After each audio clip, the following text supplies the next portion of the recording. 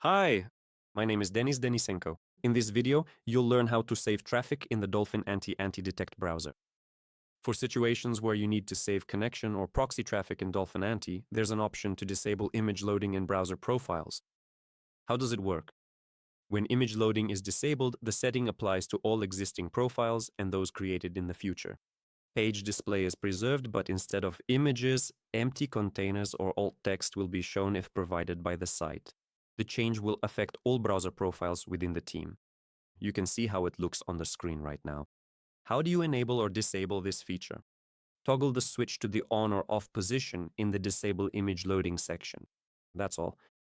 We remind you that for all new users, we have a 20% discount on the first payment with the promo code YouTube. With a one-time payment for any annual plan, you get an automatic discount of 40%. Don't forget to comment on the manuals, subscribe to our YouTube channel, and hit the bell icon so you don't miss the latest updates and project news. Thank you for watching.